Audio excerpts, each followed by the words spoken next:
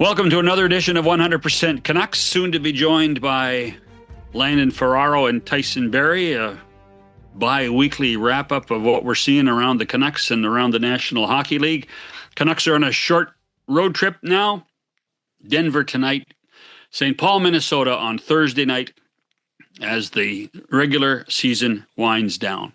The most important date in Canucks world right now has to be May the 5th, which will be, it looks like, the day of the draft lottery, where the Canucks will have 25% of a chance to be the number one draft pick. And we will have a little bit of a discussion about that with Tyson and Landon, because there's not much to look at when it comes to the hockey club right now. The young guys are playing. Some veteran guys are playing out the string. Evander Kane got to 1,000 games, which is nice. And I assume there will be a ceremony at one of the home games coming up for Evander. But other than that, what's there to discuss with the Canucks? We will try to do that with our pals, Landon and Tyson, on this edition of 100% Canucks. I won't keep you long. Darren Millard with a tip for everyone who loves great hockey podcasts like this one. John Shannon and I host the OG of 100% Hockey, coming your way multiple times a week. The guest list is the best you will find. Multiple shows a week ensures you won't miss out on any news, and we dig even deeper into the biggest stories around the NHL. Most of our guests are also friends, so I promise there'll be more conversation beyond the X's and the O's. John really does get bored with that after a while. So join us for 100% Hockey. The name says it all. Subscribe now while you enjoy thinking about it, and enjoy. The April 1st edition of 100% Canucks. Shannon here, Tyson Barrie, and Landon Ferraro on the West Coast. Boys, could there be anything in April Fools that would make light of what's going on with the Vancouver Canucks? Anything? It's April. It's almost done. Yeah. I don't know. I think that if you're looking for a rebuild and you're looking to tank, they're doing a fantastic job. I think they're right on schedule. Well, to tell you what, just to put it in your calendar. I think May the 6th is the next most important day for Vancouver Canucks and the Canuck fans, and that's the day of the draft lottery, where Vancouver will have 25% of those darn ping pong balls, and the sequential. Is that all you get? Is 25%? Yeah. And it's crazy. I've clicked on that simulator a ton of times. It does not feel like it pops up 25% of the time. Oh, really? Oh, it seems like you're getting third a lot. Well, the good news is they can't go lower than third. Yeah. But that's not necessarily good news. No, it's not one. I like. Is that McKenna? He's consensus number one. There's no bumping him out of that spot. No, I don't think so. There's a defenseman in the Western League, and there's also a young Swedish forward that as a winger that's who is impressive at the World Juniors that has become an impact guy too. So I think. And I'm not a junior guy or a prospects guy, but the consensus I think with most fans would be McKenna. Yeah, I think if it was in question ever since he got in that bit of trouble there, he's played like lights out. And he started McGregor walking around the sheet. He's been pretty deadly. I think too the difference is I think the talk is he has the highest potential of the guys at the top over Stenberg and Verhoff. And right. There's the one other defenseman, I forget his name now as well. Starts with a C, I want to say. But McKenna's the one that has the biggest pop value. And to me, if it ends up being the Canucks, he's a guy I don't think you can pass. They don't have anyone in their system that can run a half wall. That is that hands and cerebral type player. and they're really hard to come by. I'm not, and just like John, I'm not going to sit here and say I'm sitting here watching every game tape, but those guys are so tough. You either have the hands and the vision or you don't. I worked on my hands a lot. Tyson, you could just It handle didn't matter better. how much you worked on it. You weren't running the half wall. No, I realized I pushed the puck a lot better. Well, actually, you guys both come from this from a totally different perspective. Tyson, you were a college kid. Landon, you were a junior kid. No, I was Kelowna. Oh, were you? Oh, Yeah, why check did the I think record books, why buddy. did I think Kelowna, the defense machine? Where all the great defensemen come from, right? Yep. I was one of those. A few levels behind a few of the other I know guys, but I slid into that. For some reason, I had North Dakota on my brain. So, Well, that's okay. It's only our, 8th podcast at this point? oh, don't stop giving me a hard time. Okay? I would have No, loved to seen you at college, Tice.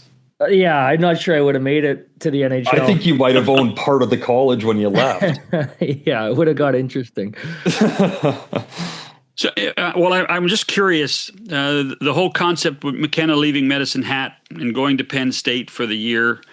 Do you think it will pay off? Was it a good idea? Yeah, I can speak on. I love the new rules. I think it's an amazing thing for kids. I've had friends who went and played one game in the Western League and then lost their eligibility, and I'm so happy to see it open up like it did. For McKenna individually, I don't think he had much left to prove in the Western League.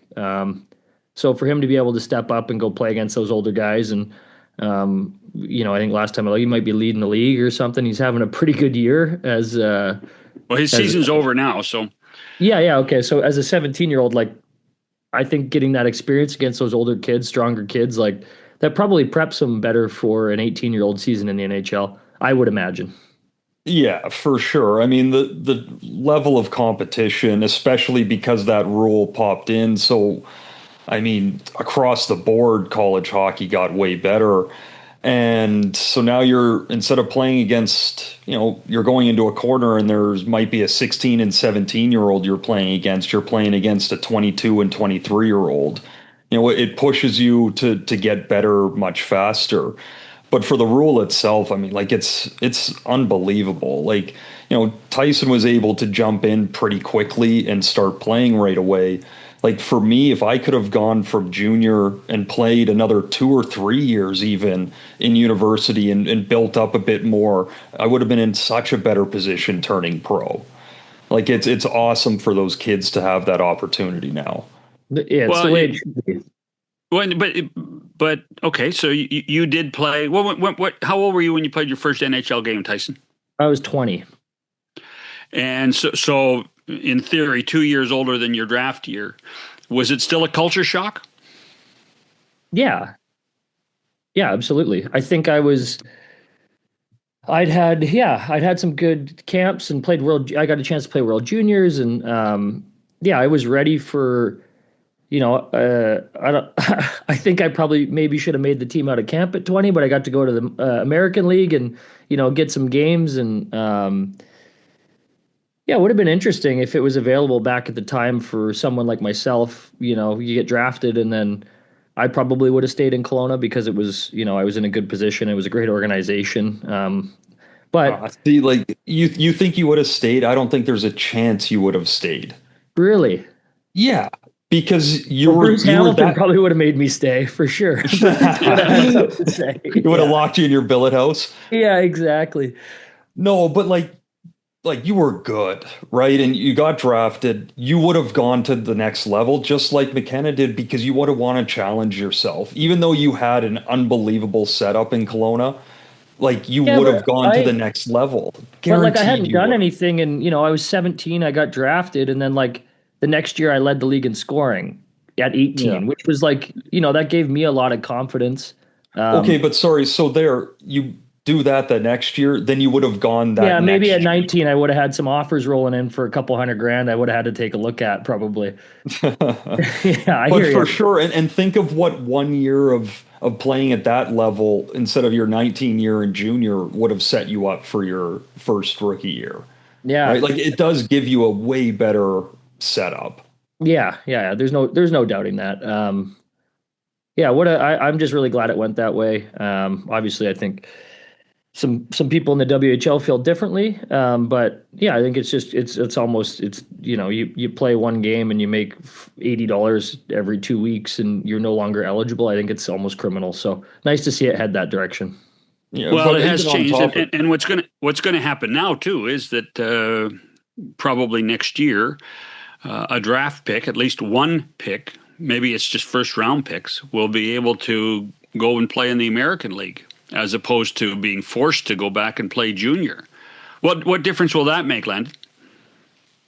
Well, I mean, again, it just opens up the possibility for the guy that is ready to take that jump, but's not ready for the NHL yet. Like I look at Thomas Tatar, got drafted in the second round with me to Detroit, and because he hadn't played in the CHL, he was coming from Europe, he could go right in. He wasn't ready for the NHL, but he was ready for the American League and was really good there in his rookie year. So to open that up, it gives the guys the right development that they're ready for. I would have had the same opportunity. I wouldn't have been ready for it. So I Yeah, I wouldn't think have gone. there's definitely some value in staying in junior as well. Like the CHL is a great hockey league. Yeah. And like I alluded to, like I went at 18 and had a great year, and that gave me like, you know, you almost need a year to dominate, Yeah. where you prove that you're the best player and you have it gives you that confidence in in your ability to go dominate. And if you go to the AHL too soon, or you go to the, NCAA too soon, instead of being a first line center, maybe you're third line center. And then then you start changing the way you play, and you might not develop those game breaking skills or whatever it is that would otherwise show themselves. So I think it's a player case by case basis for sure. What Well, did you and learn in just the that kind of American League? sorry, John, because that just sparked something for Yeah, me. Like as you're good. going there, the other thing that it does is it gives guys more time to develop, obviously. But again, like I just always think of myself in that position. Like I went and played in the American League at 20. I would have been way better off being able to go to college. Yeah. What going to the American League did was I had to learn how to get in the lineup. And yeah, I started to score and I started to figure that out a bit, but like I dumbed my game down so much to make sure that I didn't turn anything over. I was PKing all of it because I was just trying to survive and be in the lineup. If I was in college, I'm still probably I'm on a scoring line. I'm still progressing in that sense and not closing my creativity off that was already somewhat limited. Yeah. What did you learn in the American League, Tyson? I learned in the American League that I wanted to be in the NHL. No, no, it was a great experience. Your first time living on your own. When you get when I got to Lake Erie, like Patrick Rissmiller was there, who'd played in the NHL, and you get these guys coming up and down from the NHL, and you get to kind of see how to operate a little bit. Not on the same level as the NHL. You're busing and you're staying in the hotels, and it's a different level, but you get the sense of taking care of yourself and kind of entering the real world in a way. Renting a place, all that stuff is big life lessons. And then the actual on ice product. I think I didn't spend a ton of time, but it was just the motivation, peers around me that, I felt like, I'd been playing better than, or, I was like, oh, I'm better than that guy. And then they would get called up and you're like, whoa, wait a minute, I must not be that far off. So it kind of took, I think it took the NHL off a pedestal. And, I had some success in the minors when I went. So it was again, like a confidence booster, I think a little bit. I had good coaching too. David Quinn, he was Right. all over me to move my feet. And yeah, he was an NHL coach in the minors. So you get exposed to that kind of stuff too. Before we talk about the Canucks, I want to talk about one other thing, because it's this time of year that you're seeing college kids sign contracts, and play in the NHL within days. I don't know if you guys saw it the other night, but the Flyers paraded out Porter Martone at a home game in the press box. Flyers are playing as the game goes on. The Flyers are on the ice fighting for a playoff spot, and the general manager and the president of the club are up hugging Porter Martone while the game's on, and they're putting Martone on the scoreboard on the video board. For both of you, what was it like when the college kids showed up late in the season, and it appeared that they were trying to take people's jobs? Well, yeah, I probably have one of the better stories or situations of that. We were in the playoffs, and a guy named Cale Makar came from college, and didn't only take my spot. I mean, he literally took my spot. So, yeah, it is what it is, though. I mean, I was deep into my career, and I was, running the power play and on a big contract and had lots of success. And then, Cale Makar shows up for morning skate.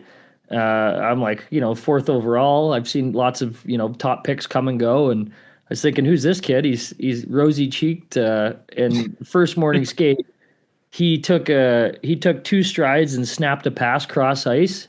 And I looked at McKinnon, and I was like, what the hell was that? I'm like, what is this kid? And then, fast forward, we had a good run. Fast forward 3 months, I was traded to Toronto, and, Cale's arguably been one of the best defensemen of all time since then. So I was exposed to that very personally. I mean, again, I'm on the opposite end of that, right? For me, when guys were signing those, you're like, it's another guy that's in front of me now. Like, that they're the new shiny toy, and they're going to get their opportunity. And the first time it really hit me was Riley Shea and signing out of Notre Dame and jumping right in. And I had a really good year, and knew I was close to getting called up, and there was an injury, and I was like, I'm going to get called. I know it. And then about an hour and a half later, I saw that he got signed, and he went and played. Like, it's frustrating. It's hard. You're not mad at him. I mean, I'm like, I'd take that opportunity, but it's hard. But at the end of the day, you just keep going. That's all you can do. Well, how do you deal with it mentally? Just keep playing, because at the end of the day, especially in the American League, as much as I was drafted to Detroit, wanted to play for Detroit, I didn't really care where I played. Like, I knew every other team was watching, and that gets drilled into you pretty quick in the American League of, you're not just playing for your team, you're playing for every team. And, when, I was a waiver guy, that proves it, right? Like, there was multiple teams that put something in there, so you're like, okay, like, I've done something right. Hard to be mad at Cale Makar, Tyson. Yeah. At least, and he came in, and at least it wasn't like, somebody who was kind of like, fizzled out or burned out, but like, yeah, I lost my job to maybe the best defenseman of all time. So, like, what are you going to do? That's just, I would say it's a bad bounce. There's no way he should have went 4th overall. That's for sure. But I'm curious. Does Joe Sakic come down and talk to you? Does Jared Bednar pull you aside and say, "Hey, listen, here's the reality of what it is," or is this just the organic part of the game of hockey?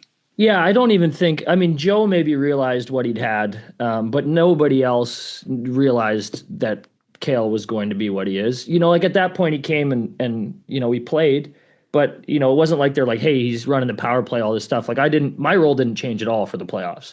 Right. I was playing well. It was it was kind of on the back burner, and then he was able to showcase what he was able to do in that playoffs, and I think that opened probably the whole organization's eyes to this guy's he's the guy. So there was no conversation. We could save a lot of money here. Yeah, exactly. So I have no ill will. I got traded July 1. That was kind of the conversation. But it wasn't a case of you driving home after practice and honey pack the boxes, or? I was well aware. It was that's when I almost got traded to the Canucks. I was in New York on a bachelor party, and my agent called and said, "Hey, I know I don't like to bother you with this stuff, but like, it's close. Like, they might announce it on the draft floor. You might go to the Canucks." And then it was going to be like a sign and trade, and I was all fired up. And then instead of going to the Canucks on a long-term deal, I went to the Leafs on a tryout pretty much, and ran into my good pal Babcock. So it went a different direction. But yeah, I have. That's. I mean, I was so lucky in my career, and that was one of my unluckier moments. So, no complaints. And you got to be on our podcast.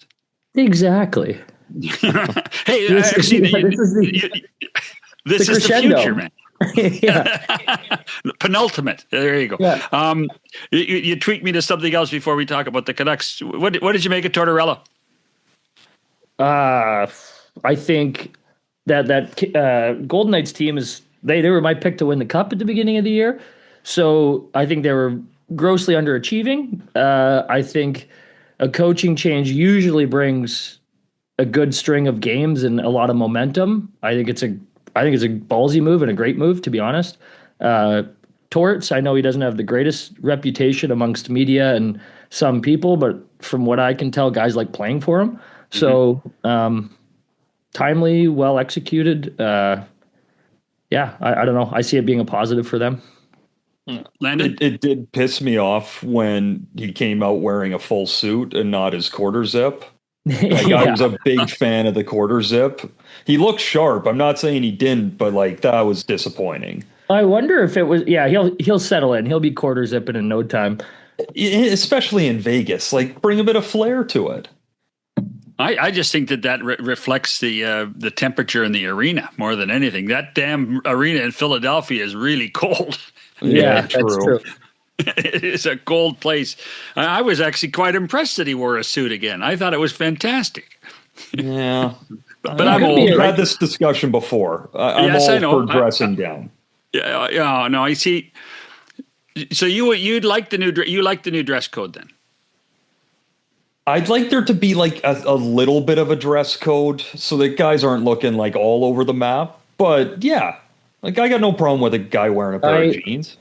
I think I think that I liked suits 2 games. I think that separated hockey from other sports, but there was a lot of stipulations around teams. Like you'd have to show up to the plane in your suit and like get undressed. Like the dress code needed to be addressed. I love that it's open now. If they would have said like all open except to games wear a suit, like that would have been fine by me. But yeah, I think some guys are doing a great job and some guys are absolutely blowing it. So it is like, what it is. Like to me, I think the happy medium is suits to home games and then whatever on the road, right? Like make a little like a lesser dress code for the road. Yeah. I just think it's classy. I just don't want to pack a suit. You see Sid walk in a suit, you're like, oh, that's a pro right there. You know, Yeah. And some guys are wearing like track pants and like, you know, but doesn't it look I'm a worse bit now? torn because if you would have known me when I played, you would have thought that I was like 100% like loungewear. But I think the NHL has a standard, and I think that when guys show up in suits, it's tight, it's meaningful, it's like, you know, but I hated wearing a suit to the plane and off the bus, and like that was painful. But doesn't it make it worse now that some guys are in suits and some guys aren't? Yeah, like it looks like you just went out to the street and grabbed 20 random guys to hop on the bus and roll into the building. Yeah, that's why I'm saying like no dress code except on the way to games. Yeah, fair. I mean, I have all. I don't know. I could see Tyson wearing that velour tracksuit. You know, I think that. Yeah, I would have had some interesting fits for sure. I wouldn't have been in a suit. Once they opened it up, I would have been dripping though. What about bling? Any bling? No, I'm not a big bling guy, but you know, I'd have a nice timepiece. Maybe that'd be about it. You could be. I could see you being an earring guy with Willie in Toronto. Yeah, I'll tell you what though, I'd be wearing Chili Ones hats everywhere. Just a walking billboard. Well, now that we've seen Chili Ones at the Olympics, of course. Oh yeah, yeah. I mean, holy smokes! The best buddy. advertisement for your beverage was standing beside Wayne Gretzky and Mark Messier. My goodness gracious! Yeah, no, not a problem there. Chili One's available province-wide, Thrifties and Safeway. Go grab a pack. Well, we got to get some in Ontario then. That's what we have to do. We have to get it. We'll get there. We'll get there. All right. Okay. So we do, you know, it is, the name of the podcast is 100% Canucks. So we do have to talk about the hockey club for a while. What Okay, so we're doing this midweek. They're playing in Colorado tonight. There's basically 2.5 weeks left in the season. Tyson, you're a veteran player on the team. What's going through your mind between now and the 16th of April? Probably a lot of the same that's been, once the trade deadline passes, you are where you are. You're losing a lot of games. I don't know. I think you're gearing up again. Do the guys care whether they win or lose? I think they'd prefer, you know what? I think when your entire city and your management is looking for the first overall pick, and I think Jim Rutherford came out and said, they're losses aren't the biggest deal right now. You still need wins though, because it is good for morale. When you're losing, you get a win. Like, guys are high-fiving and celebrating it's a bigger game than it is, which goes a long way. It's good for morale. It's good. It makes it fun to go to the rink and be at morning skate. So yeah, you're playing, you're trying. All these young guys are trying to show that, they want the contract or they want the opportunity next year. And the older guys are playing like, hey, you're going to need some guys to set the culture, and you still need hockey players next year to play. So they all want their jobs and contracts and paychecks. So yeah, you got to try to mix in some wins here and show that you're committed and it's still your job. And a lot of these guys are making a lot of money. Yeah, I mean it's hard to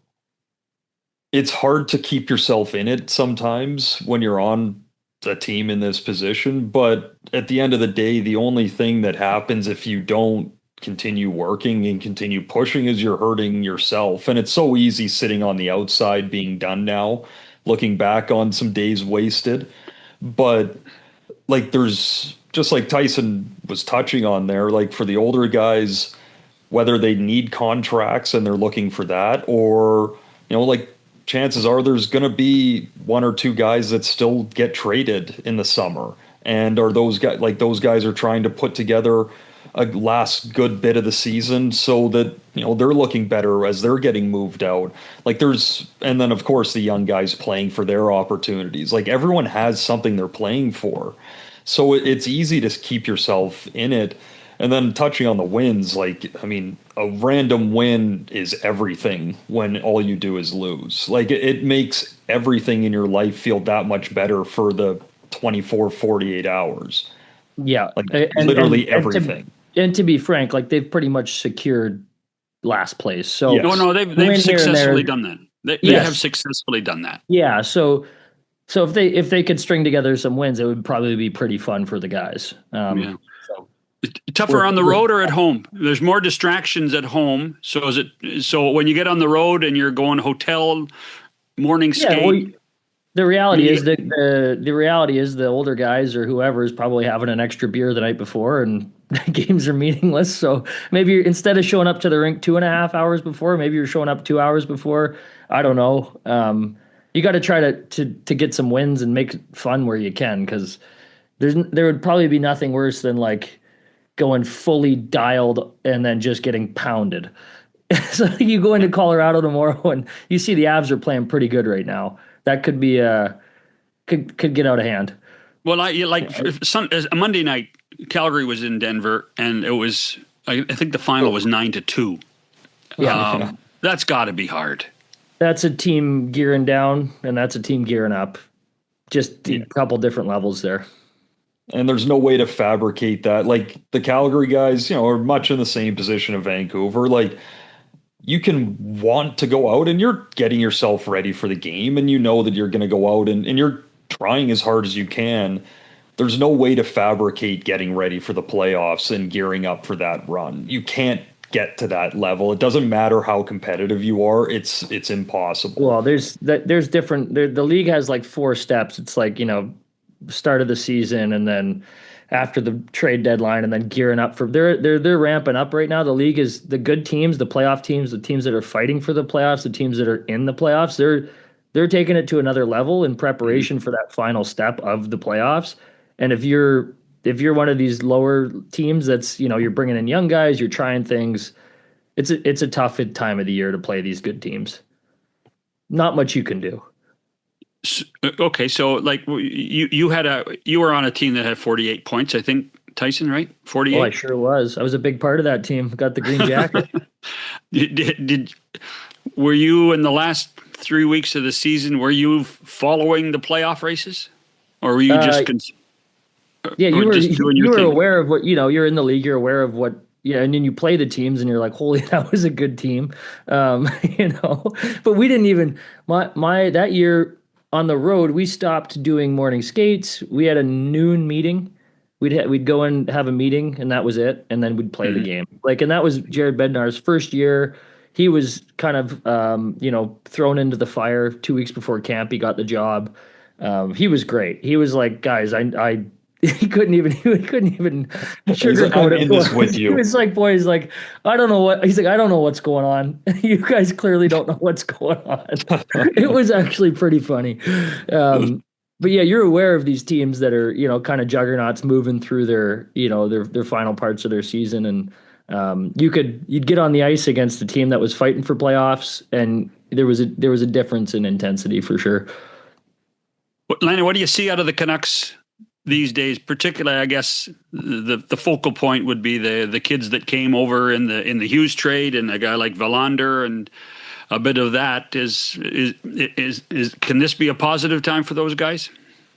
For sure it can. I think that's where you have to separate the results of the games, because again, they don't matter. So it's so easy for a young kid to play a good game and look and see if, oh, we lost 5-2 again, right? Like, it's easy to get discouraged, but you got to make sure you keep highlighting things. Like, with Verlander, I feel like for the past 2 weeks or so, like, his skating has really taken another step. And I mean, Tyson, you can talk to it more in a second, but like, the way that he's picking up pucks in his own end and getting his feet moving, he's joining in the offensive zone, like, he's gaining some confidence. Like, that's a really good thing. And that's where I think it's so important through the last stretch of games here of, like, emphasizing, go make mistakes, like, go try things, like, go figure it out, so that when you get to summer, you don't have as many questions of what I need to work on, things that I can improve to,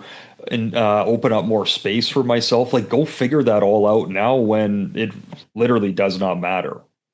Yeah, I agree. These guys are, coming out of college or junior or the minors, and it's almost a blessing. It's a good opportunity to see, like, what's going to work, what made you successful at a lower level, and does it translate? Do you have to adjust?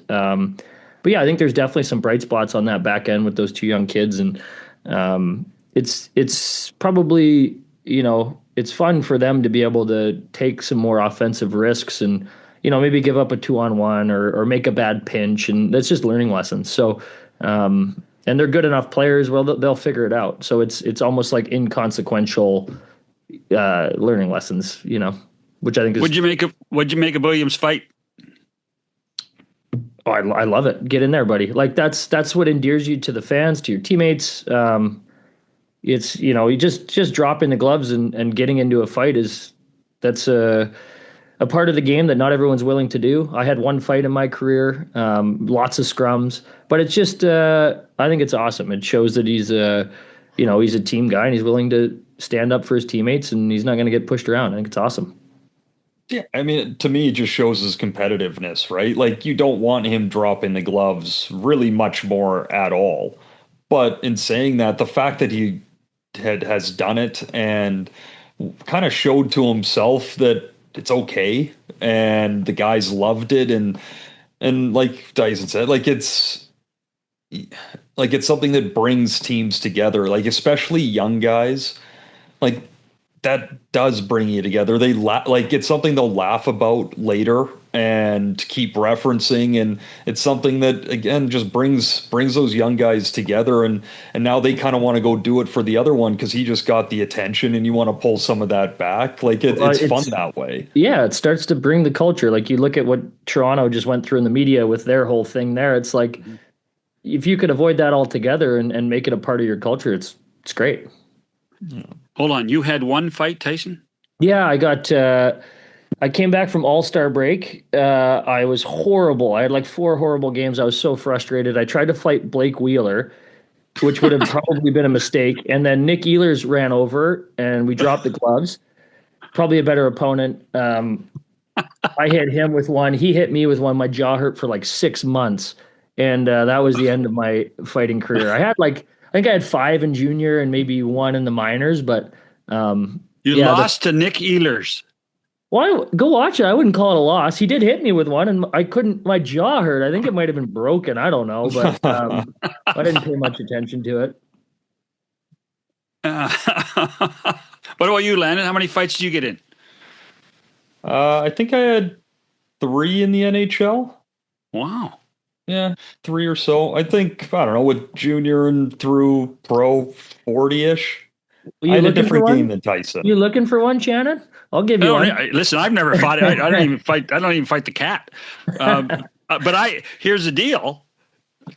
You would have been a great chirper, though. You were a first class chirper on the ice. Yeah. I didn't get into it often. I was more like I was usually pretty. I was friends with most of the guys, and then like there was a few guys I hated though, and I would just abuse. Yeah. I had a few guys that I just picked on. Well, that's good. That's what should happen. Yeah. I went at everyone, and I was like not the smallest guy, but somewhat. It's like I brought my dad's small man syndrome into the equation because it was always the big guys. Well, actually, the Tyson Barrie Blake Wheeler would have been fun to watch. Oh, that would have been amazing. That would have been almost like the Chara McCabe. It would have been interesting. Ray Whitney told me, he said, if you're friends with everybody, you get hit way less. That's good. He told me that early. That's good advice. Great advice. Yeah. I had a couple buddies who would give me the heads coming around the net. Yeah. That's all right. Well, we'll catch up maybe one more time before the end of the regular season. Thank you for this, boys. Thanks, guys. Appreciate it. Tyson Barrie, Landon Ferraro. I'm John Shannon. Back after this.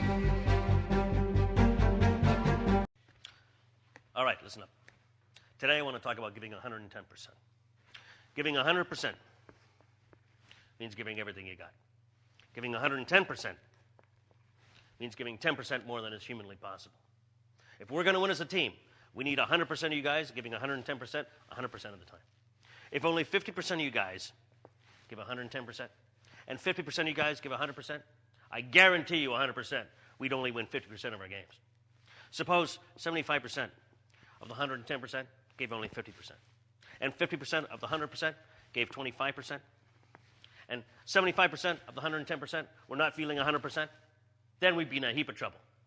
That's why we need 100% of you guys giving 110% 100% of the time. Okay. Let's go out and play some hockey.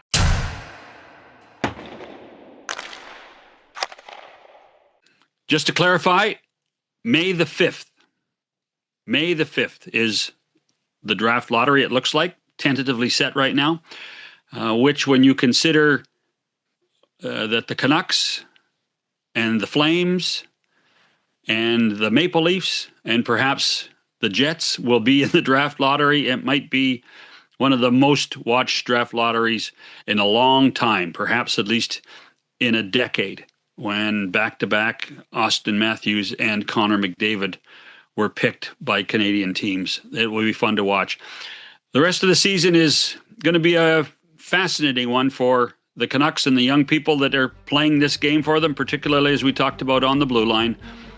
Villander, Bouillon, they're the future, and they are trying to prove a point that they belong on a regular basis in the National Hockey League. For Landon and Tyson, John Shannon, thanks for listening or watching this edition of 100% Canucks.